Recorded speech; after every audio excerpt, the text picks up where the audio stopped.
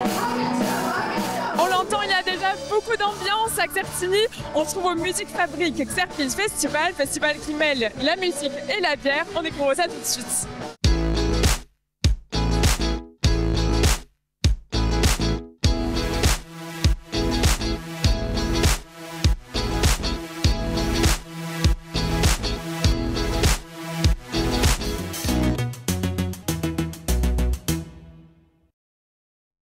On commence tout de suite cette émission au festival Musique Fabrique à Certigny en compagnie de la maire Véronique Marco. Bonjour. Bonjour. Alors ce festival il mêle musique et brasserie, brasserie qui fait partie de l'histoire de la commune. On peut en parler parce que le château des Brasseurs qui est la mairie se trouve à quelques pas d'ici.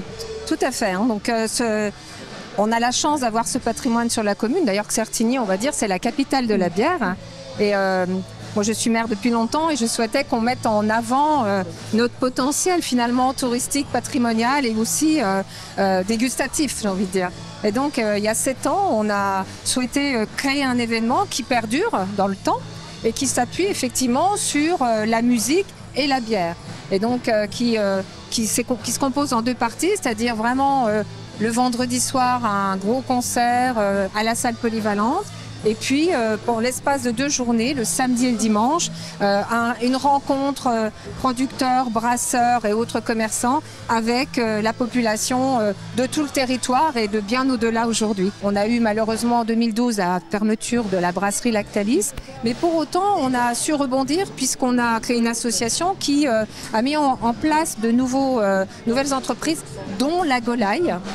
Qui a été vraiment, on va dire, notre fer de lancement il y a 7 ans parce qu'ils avaient créé leur première bière, la Xertinoise. Et donc, c'était vraiment le début de l'aventure. Et pour nous, c'est vraiment une belle aventure humaine puisque c'est la collectivité qui prend ça à sa charge complètement. On est aidé par le département, on a une subvention qui vient un petit peu nous aider, mais c'est quand même un investissement financier important, mais qu'on souhaite prendre politiquement ce challenge qui est de dire on continue l'événement et on investit pour l'attractivité du territoire. On a une idée du nombre de visiteurs ? Difficile à dire, entre 3 et 4 000, je pense, à peu près, sur le week-end. Voilà. Peut-être plus, ça dépend des saisons, ça dépend du temps. Bon, là, on va être gâtés, je crois, avec le temps, donc tant mieux. On a un peu de chance. Ouais. Avec beaucoup de produits, là, on va faire l'inauguration, on va pouvoir aller voir chacun des producteurs.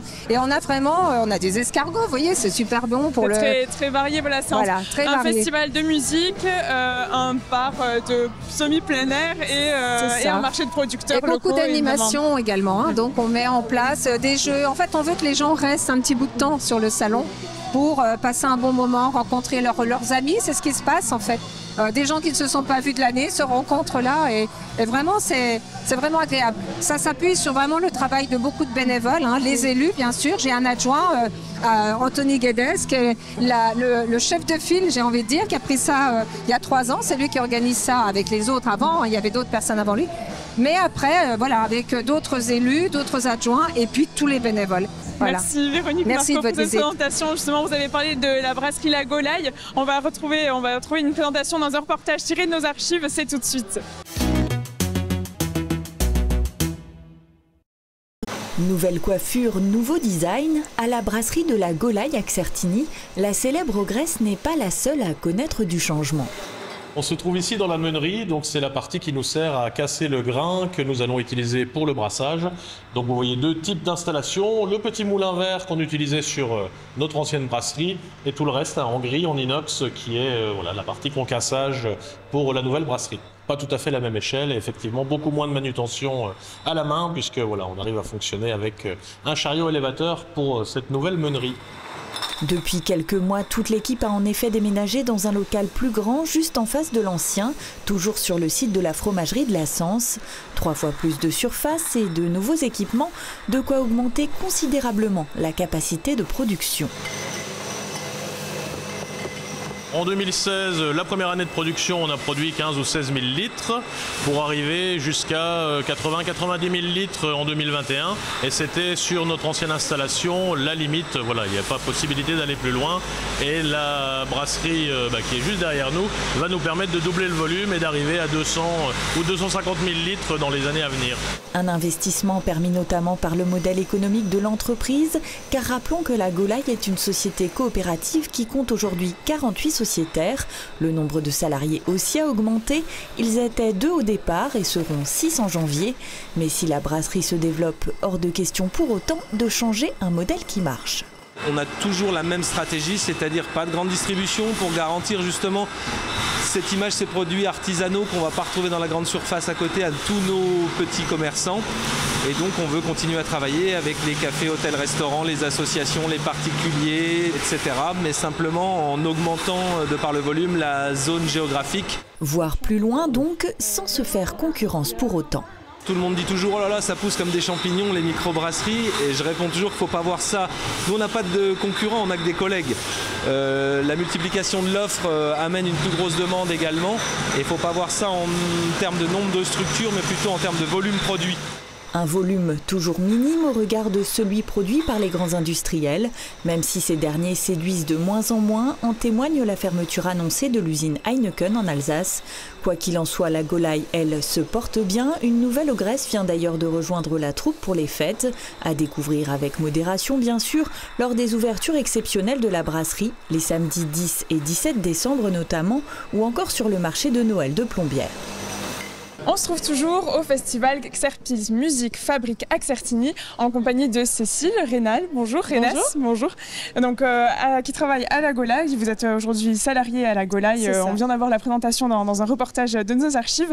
Alors, la Golaille, c'est tout à fait local. On se trouve à quelques pas de l'atelier de production de la brasserie. Est-ce qu'on peut peut-être rappeler les chiffres, capacité de production, nombre de sociétaires, parce que c'est une société coopérative?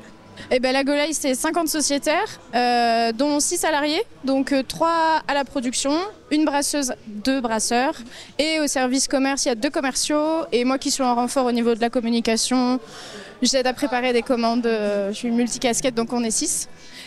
Capacité de production, on est à l'objectif pour cette année 250 000 litres. Donc depuis, ça va faire bientôt 2 ans qu'on est sur la nouvelle installation. Avec une capacité de production beaucoup plus importante que les années précédentes et on est sur une vitesse de croisière assez rodée. Les 3 brasseurs sont vraiment bien contents de cet équipement. C'est parfait. C'est très bien, justement, vous êtes installé depuis 2014. Il y a eu des investissements il y a 2 ans pour augmenter la capacité de production. Autour de vous, les microbrasseries, brasseries de toute taille ont un peu proliféré. Certaines sont dû s'arrêter. Concurrence un peu difficile à tenir. Vous, au contraire, vous tenez, vous prospérez, on peut le dire. C'est dû à quoi ?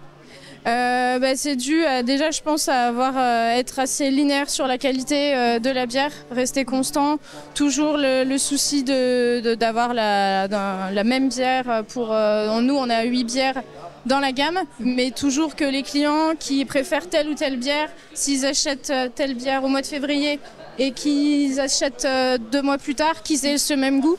Et on a réussi à fidéliser le client en restant disponible. On a mis en place des tournées de livraison régulières, donc pour que ce ne soit pas du jour au lendemain, que ce soit quand il y a des commandes urgentes. C'est vrai que ça pouvait être un peu compliqué avant parce qu'on disait on peut pas, on doit aller livrer par exemple à l'opposé dans le sud-ouest vosgien alors qu'on avait vraiment une commande urgente ailleurs et on a mis des tournées de livraison donc les gens déjà sont confiants, ils savent que un peu comme le laitier on passe tel mardi, on repasse dans 2 semaines donc au niveau de l'organisation de la production c'est plus sûr et toujours être disponible, essayer de avoir un petit imprévu de je viens de me faire dévaliser, est-ce que je peux avoir une réa pro, on essaie d'être disponible et de faire en sorte que ce soit jouable. Quand c'est pas possible, c'est pas possible. Parce que vos clients sont principalement des professionnels et ça se trouve dans le département. C'est ça, on est à 95% sur les Vosges et sinon on est sur de la boutique de producteurs, café-restaurant. particulier aussi. Mais surtout, c'est vrai qu'on a nos habitués en termes de bar. On brasse aussi une bière pour un bar sur Épinal. Ouais, pour le bar, le Division Épinal. La Div, on est les seuls à brasser sa bière. C'est l'exclusivité. C'est ça, c'est l'exclusivité. Et après, il y a d'autres bars qui sont pareils. Ils nous prennent des bières régulièrement et ils sont connus à Épinal pour servir tel ou tel golaï. Si vous voulez de la Cossarde, on sait que ce sera à tel endroit. Si vous voulez de la Rousse, ce sera ailleurs. C'est peut-être un moyen aussi de fidéliser certains types de clients à certains types d'endroits. Un autre moyen, c'est peut-être de proposer des nouveautés aussi. Oui. Il y a une nouveauté cette année avec une bière bio et très très locale. C'est ça. En fait, depuis le printemps, on a une gamme bio. On a commencé par la Lonicera, donc c'était une bière au jus de Camerise. La Camerise, c'est une petite baie comme le bleuet. En fait, nous, on se trouve sur le site de l'ancienne fromagerie, donc à Certigny. Et à côté de nous, on a l'entreprise la SCEA des 1000 fruits qui font des jus de fruits 100% local, donc à moins, je crois que ça doit être moins de 10 km à la ronde. Et donc pour le printemps, on avait sorti cette bière-là. Et en fait, aujourd'hui, la petite exclusivité pour le Musique Fabrique, on sort la Serotina. Donc c'est un stout avec de la purée de cerise noire. Et pareil, ça vient de chez ce producteur-là. Et on essaye d'étoffer un peu la gamme. Là, c'est une gamme bio, bière aux fruits, parce qu'on avait quand même de la demande. Et on a quand même nos 6-7 bières permanentes sur toute l'année. Et on essaye régulièrement, les brasseurs, quand ils ont du temps, font des tests de nouvelles recettes pour essayer d'égayer la gamme, mais toujours des petites bières éphémères pour que ce soit par saison. Là, les bières aux fruits, c'est vrai qu'il y en avait une au printemps, là ça va être pour l'automne. On en aura d'autres l'année prochaine, mais comme elles sont quand même... je sais que la première a eu assez de succès. Elle est bien partie, donc on la rebrassera l'année prochaine. Là, pour la fin de l'année, on a notre bière d'hiver, l'Ogresse des Neiges, avec une petite pointe de cannelle. Elle avait été appréciée et on en refait, on en fait même en fût, parce que le succès qu'elle a eu, certains bars nous ont demandé pour les fêtes de la faire en fût. Donc cette année... on pourra retrouver ça un petit peu sur Épinal. Donc on pourra suivre les consommateurs habitués, même ceux qui vous découvrent pourront suivre un peu les évolutions au fil des saisons. Ouais. Et déjà, goûter la toute nouvelle ici au festival. Oui, elle sera disponible dès aujourd'hui au service. Et merci Cécile pour cette présentation. Nous, on va s'intéresser toujours à la bière, évidemment, dans cette émission, mais au kit de fabrication de bière. C'est un Vosgien qui avait développé ça il y a quelques années. On retrouve ça tout de suite dans un reportage de nos archives. Instrument de chimie, odeur d'orge maltais, la cuisine de Paulin Bichotte à Épinal a des allures de laboratoire. Normal, ce jeune Vosgien fabrique sa propre bière. Mieux encore, il a créé sa petite entreprise Brew & Beer et propose à la vente des kits de brassage.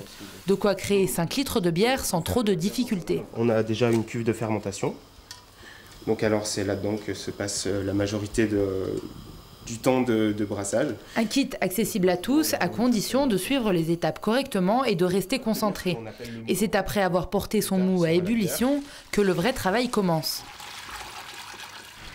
On en est à l'étape de filtration. Donc en fait, il s'agit de retirer les grains, de séparer les grains de l'eau pour obtenir ce qu'on appelle dans le monde du brassage le mou, qui finalement sera la bière. En fait, c'est le liquide qu'on va obtenir ici.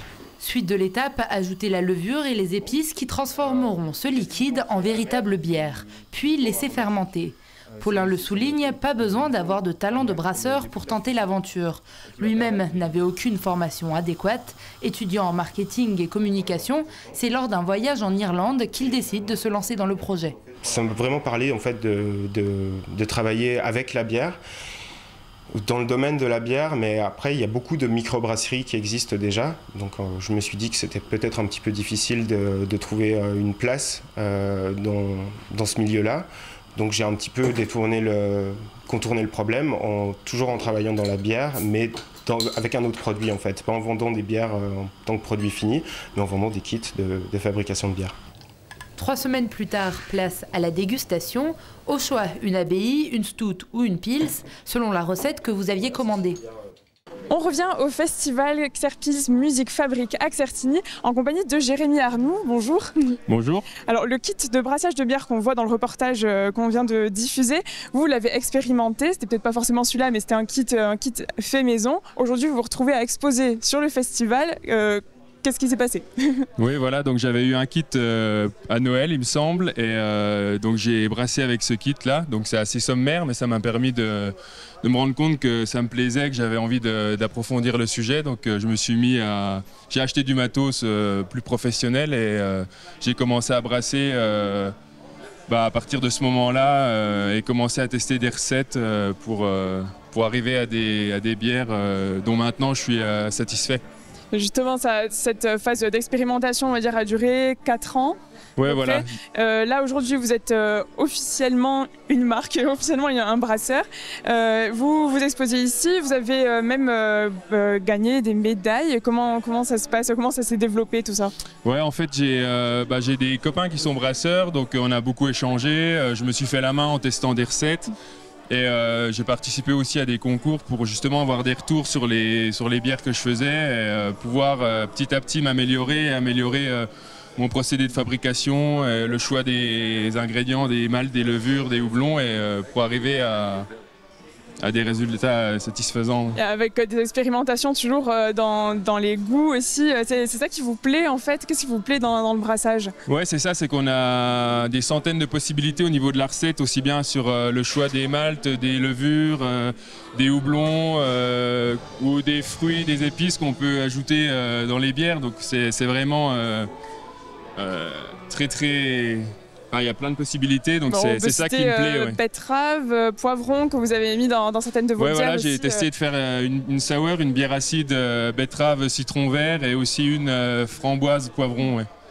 Pour associer des goûts qu'on n'a pas l'habitude d'associer. Un petit peu insolite à tester, pourquoi pas. Ouais, alors, pour dissiper un peu tout doute, parce que pour pas mal de téléspectateurs, je pense que Jérémy Arnoux, ça évoque plutôt le sport. On vous connaît plus comme athlète, vous êtes l'hiver sur le ski de fond, l'été en VTT aussi. Ouais, c'est ça. Et donc là, s'ajoute cette activité de brassage. Comment vous conciliez tout ça? Quelles sont vos ambitions en fait? Du coup, je suis l'hiver sur la Coupe du Monde de ski de fond pour l'équipe de France pour préparer les skis et quand la belle saison arrive, je vais remettre en marche la brasserie pour pouvoir l'été proposer mes bières et en parallèle de ça, j'encadre en VTT sur les Hauts-de-Vosges principalement. Ouais. Donc voilà, le brassage reste une activité, un complément, un loisir voilà, c'est quand un même. complément de mes autres activités. Et comme quand on fait du sport, on a soif, en rentrant, on boit une bière. Voilà. Où est-ce qu'on pourra vous goûter en plus du festival Après, j'aurai un peu de vente directe à la brasserie. Et sinon, je vais y voir après avec des restaurateurs ou des bars pour proposer des fûts pour les bières pression. Et voilà. À découvrir ces prochains mois, ces prochaines années. Voilà, mais surtout assez localement autour de la Bresse parce que j'ai pas des énormes volumes. Du coup, je vais rester en local dans un premier temps. Quoi.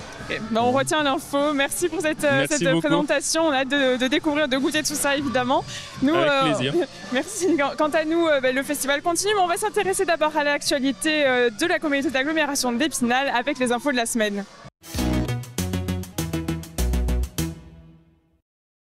On débute ces infos de la semaine par le conseil communautaire de rentrée qui avait lieu lundi dernier au centre des congrès d'Épinal. Des nombreux points abordés, on retiendra principalement l'adoption à l'unanimité, malgré une petite passe d'armes entre le président Michel Heinrich et son ancien vice-président Benoît Jourdain, de la reconstruction de l'auditorium de la Louvière. Le nouveau bâtiment prendra place ici, sur le parking Crous, en face de la tour chinoise. Coût prévisionnel 8,5 millions d'euros hors achat du terrain qui appartient à la ville d'Épinal. La Louvière actuelle, vétuste et jugée non réhabilitable par un cabinet spécialisé, sera détruite. Les travaux de la Louvière 2 doivent débuter fin 2024 pour une livraison espérée au premier trimestre 2026. Pas d'unanimité en revanche concernant la subvention de 350 000 euros d'argent public, dont 150 000 euros à la charge de la CAE pour le salon Enjoy Vélo Épinal, porté par le groupe de médias Chlorobike les 4 et 5 mai prochains.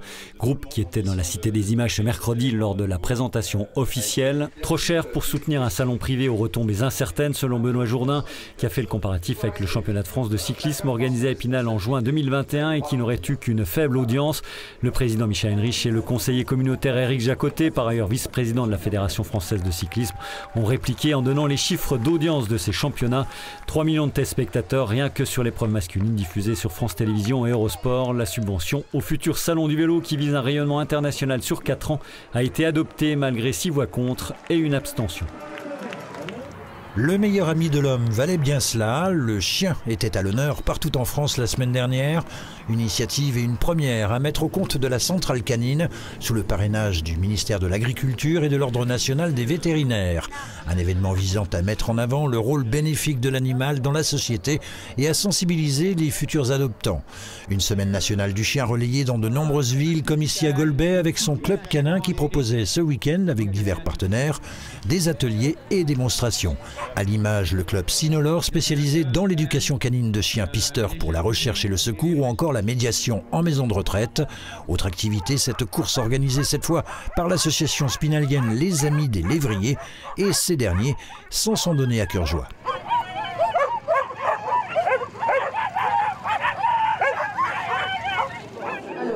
Belle affluence dimanche dernier à Raon-au-Bois, en l'église Saint-Amé pour être plus précis, qui affichait même complet pour un concert à l'invitation de la commune et de l'association Clé de voûte qui se mobilise pour la restauration de l'édifice, dont la toiture a pu être remise en état. Une nouvelle tranche de travaux doit s'ouvrir, dont le montant est estimé à près de 20 000 €. Une souscription avec le soutien de la Fondation du patrimoine, qui recueille les dons défiscalisants, a été lancée. Le tout en musique ce dimanche.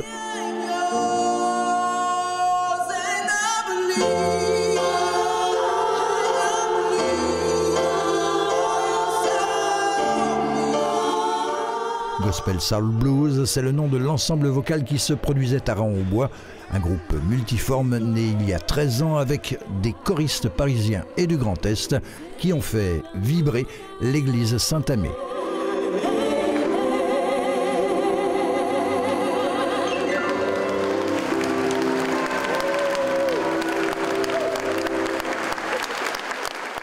C'est déjà la fin de cette émission. Merci à toutes et à tous de nous avoir suivis. Nous, on se retrouve la semaine prochaine pour un nouvel hebdo. Moi, je vais peut-être aller goûter quelque chose.